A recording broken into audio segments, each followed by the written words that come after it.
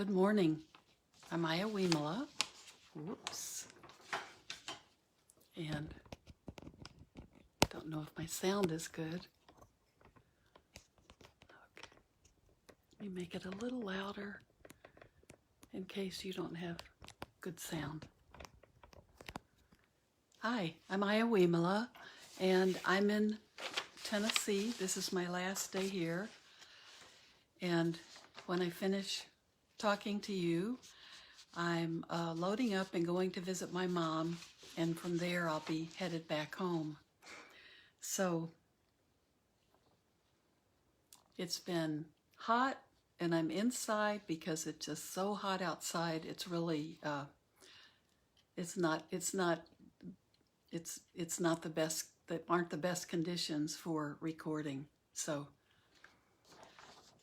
I'll be reading, and we're reading, remember, from A Pilgrim's Companion, edited by Ken and Visaka Kawasaki, readings from Buddhist texts to enhance a pilgrimage to the sacred sites. And this is what I'm reading from. And the Kawasakis have given me their blessings to share this with you. They love to have the book shared, so this is... I feel very privileged to be sharing it with you. So this is day 2. We started yesterday, so this is day 2 of our pilgrimage, and there are 35 days, and it starts in Lumbini, where Buddha was born.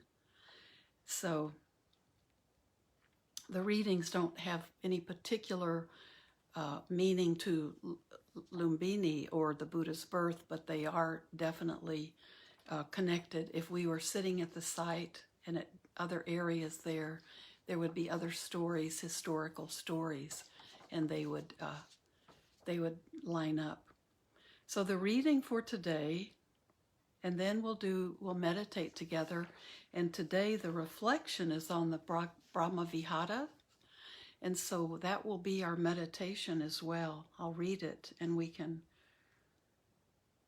That's perfect for a meditation beginning.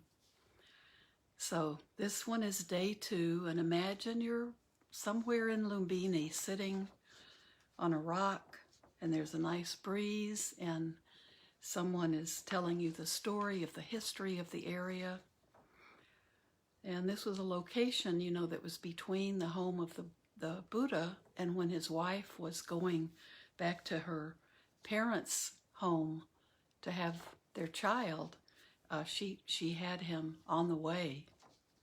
He decided to make his appearance, and it's beautiful to read about that. So this is day 2, and this reading, and I'm not reading about that story, but you can imagine yourself sitting on a pilgrimage somewhere in Lumbini. The reading is called The Most Beautiful Girl of the Land, and it's from Samyutta Nikaya 47:20. The Buddha said, "Suppose that on hearing the most beautiful girl of the land, a great crowd of people were to assemble. Then that most beautiful girl would dance and sing exquisitely.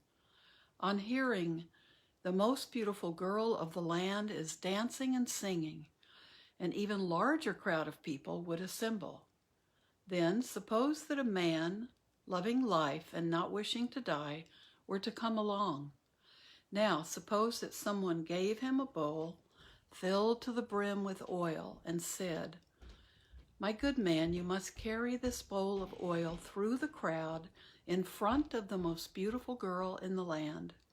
Right behind you, a man with a drawn sword will be following. If you spill even a single drop of oil, he will immediately cut off your head. Would that man be negligent of that bowl of oil and turn his attention elsewhere? No, venerable sir. Here is the meaning of this simile. The bowl filled to the brim with oil is a designation for mindfulness of the body. Therefore, you should train yourselves thus. We will develop and cultivate mindfulness of the body, make it our basis, and fully perfect it. Thus you should train yourselves.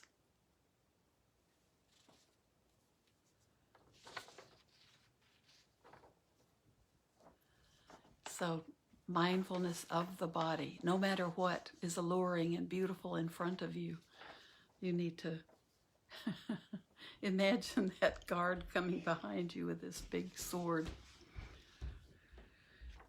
So, the reflection for today is from the Visuddhimagga 3:18, and it's on the Brahma Viharas. And those are the supreme abidings. And a lot of us, we have talked about these before. They may be new to a lot of you, but these are beautiful. So these are the 4 supreme abodings, and these are for our mind, the supreme qualities we want to have our mind be filled with. Metta. So the 4 are metta, karuna, mudita, and upekkha. And the definitions are in the very first word of each piece of writing. Metta. Loving kindness is characterized as promoting the welfare of others. Its function is to desire welfare. It is manifested as the removal of annoyance. Its proximate cause is seeing the lovableness in beings. It succeeds when it makes ill will subside, and it fails when it gives rise to selfish affection. So loving kindness is metta, and this is a different definition from what we often hear. I love, it is manifested as the removal of annoyance. That's resonates with me. Okay, the second is karuna. Compassion is characterized as promoting the removal of others' suffering. Its function is not enduring the suffering of others. It is manifested as kindness. Its proximate cause is seeing helplessness in others of those overwhelmed by suffering. It succeeds when it makes cruelty subside, and it fails to give rise to sorrow. That's karuna is compassion, kindness. It fails when it gives rise to sorrow. So sadness and sorrow is not a good way to act out compassion, because it does no help for anyone. There's no kindness in that. Help. It succeeds only when it makes cruelty subside. I like these reflections very much. And mudita, sympathetic joy, is characterized as joy in the success of others. Its function is being free from envy. It is manifested as the elimination of aversion. Its proximate cause is seeing other beings' success. It succeeds when it makes aversion subside, and it fails when it gives rise to merriment.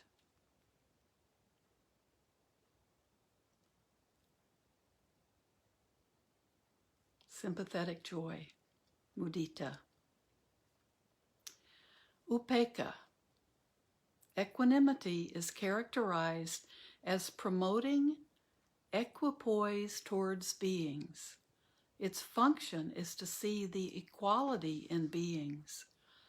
It is manifested as quieting. I'm sorry, let me read that again. I left off the most important part. It is manifested as quieting, liking, and disliking. Its proximate cause is seeing the ownership of deeds. Thus, beings are heir to their deeds. Whose, if not theirs, is the choice by which they will become happy, or will be free from suffering, or will not fall away from the success they have reached. It succeeds when it makes liking and disliking subside, and it fails when it gives rise to the indifference of mundane ignorance. So this is that complete equanimity is sometimes hard to understand. It often makes us think of indifference, but it fails when it gives rise to the indifference of mundane ignorance. It isn't indifferent. It isn't indifference. Its cause is seeing the ownerships of deeds thus. Beings are heirs to their deeds. Whose, if not theirs, is the choice by which they will become happy, or will be free from suffering, or will not fall away from the success they have reached. Its function is to see the equality in beings. It is manifested as quieting, liking, and disliking. So this reflection, these are from the Visuddhimagga 3:18, and that the Visuddhimagga, that's one of the major commentaries on the suttas. So let's sit together, and hopefully some of the story with the bowl of oil being carried very, very carefully in front of the most beautiful girl of the land, singing and dancing. And these beautiful, the Brahma Viharas, and we can meditate on any of these. They can all be objects for us. And the one thing we also know about the sublime abidings, these are qualities that we can send out infinitely, out beyond us. So we can develop the quality within ourselves, the way we do metta, and then radiate it out into that infinite space. So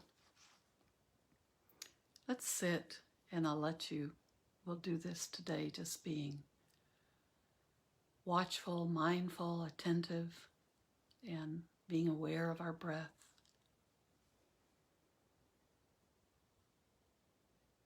So find your posture. Let it be comforting for you, comfortable. And remember, it's not going to be totally comfortable, because we're sitting still, and the body will begin to have its little aches and pains, or may become restless. So let it be comfortable enough where you're not in pain and you're okay in the posture. It's important, I think, to lift up your spine, even if you're on the floor. Just feel that you're adding space in between each one of your vertebrae, and you're adding space, lifting your lungs, giving them room to breathe.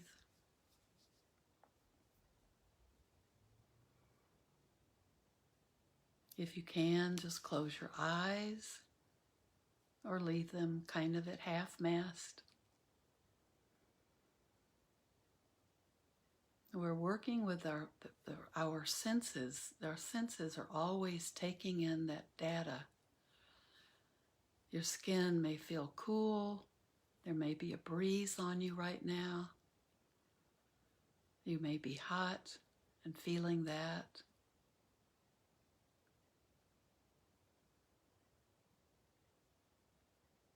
So our body contact is always there, even the feeling of our body, our feet on the floor, our bottom on a seat or a cushion.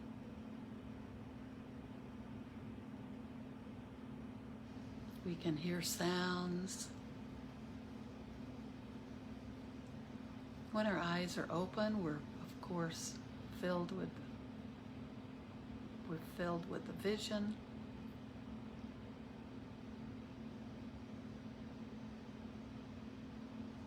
We can smell, we taste.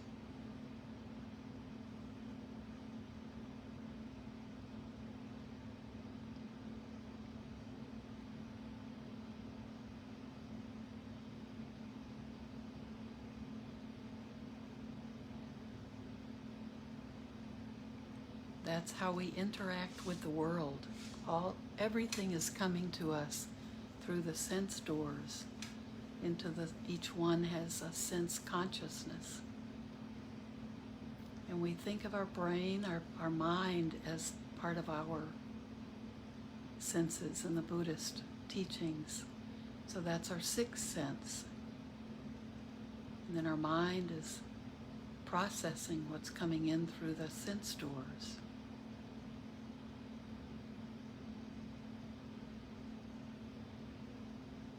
So being attentive, being in our body,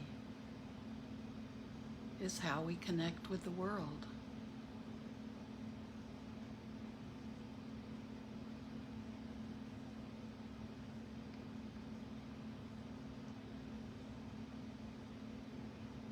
And we want to be open to everything coming into us and not judging it or criticizing it, being aware of it. Being awake to it.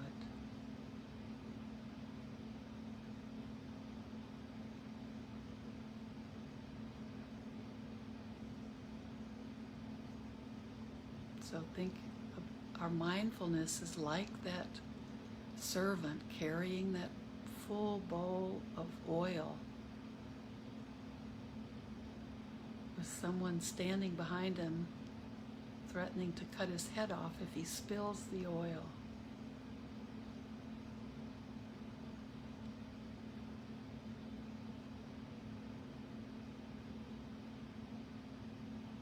Just a reminder how important it is to be awake and aware.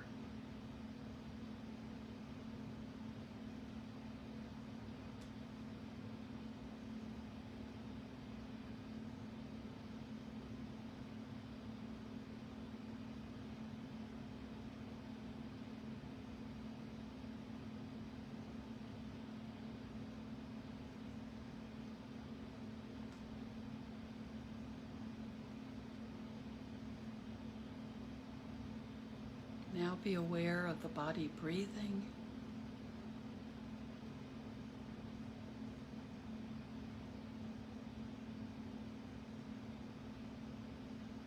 It's good when we practice to have a point that we're observing, either our belly or around our nostrils, to just be aware of the breath.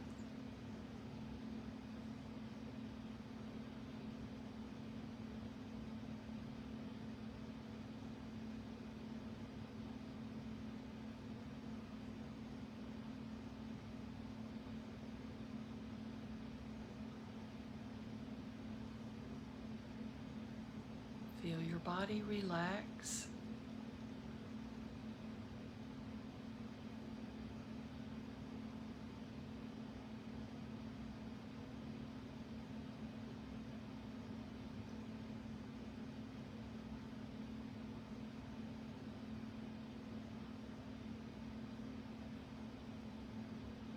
Tell yourself with each exhale, relax or let go.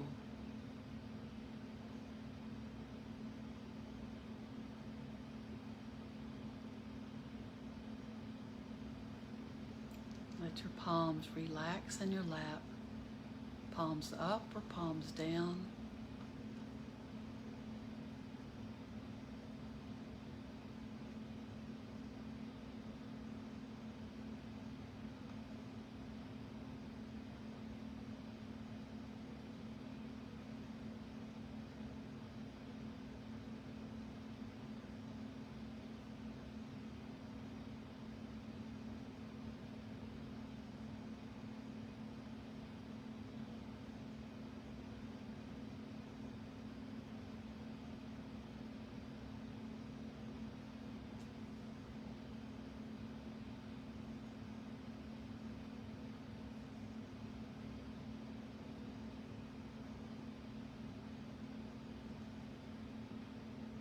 And let's practice metta for a few minutes a little differently than we usually do, because I'd like to use the words here from the Visuddhimagga.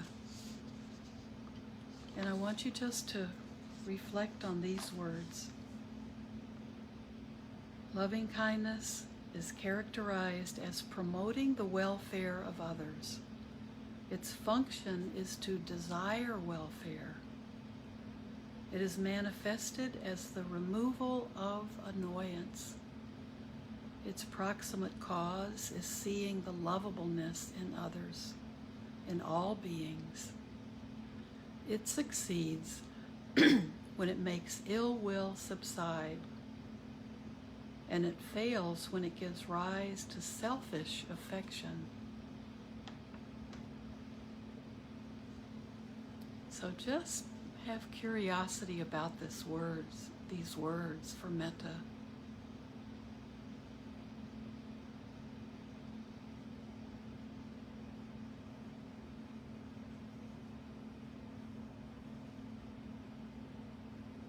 Think about what is selfish affection. When metta fails when it gives rise to selfish affection. Just think about that. What does that mean for you?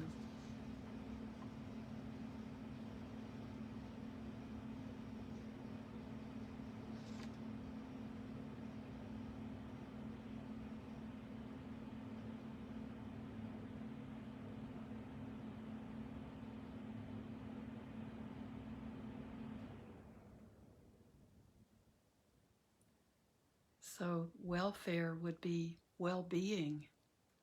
Its function is to desire well-being for ourselves and others. It is manifested as the removal of annoyance. Its near cause is seeing the lovableness in all beings. It succeeds when it makes ill will subside, and it fails when it gives rise to selfish affection.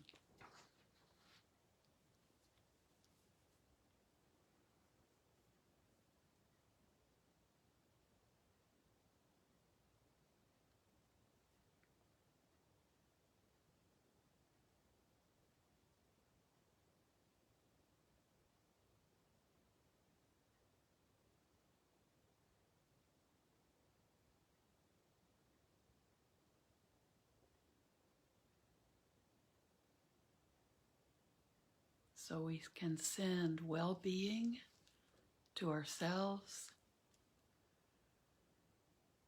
and then we can follow the same steps in moving out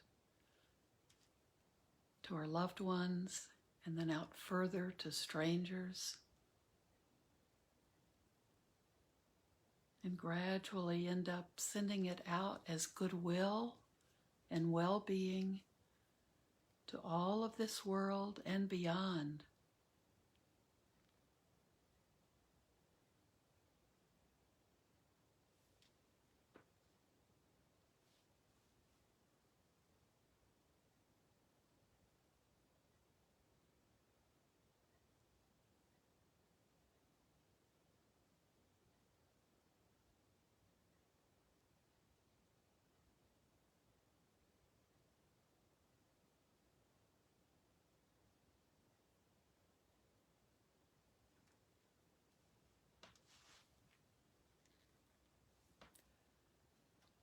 And I think the words just in the section on metta, and I hope you're still sitting and just pondering or investigating this definition of metta.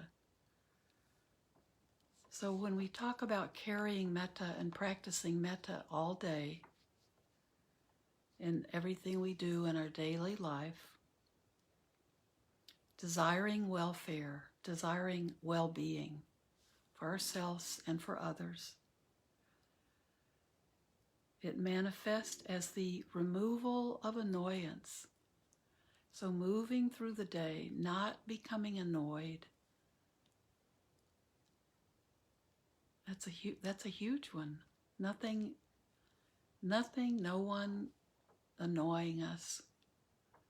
That all comes from within.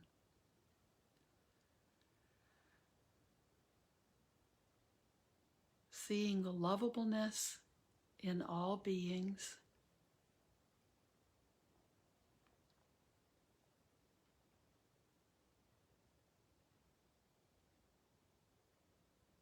Making ill will subside.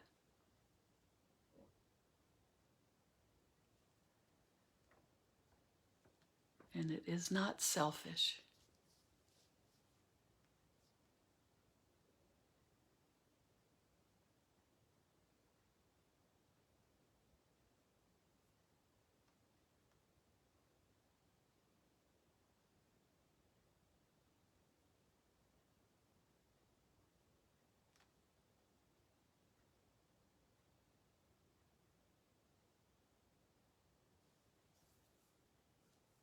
So may our practice of metta today just be spending the day seeing how we can find these qualities within us as we move through our day. They're all qualities that are connected with metta.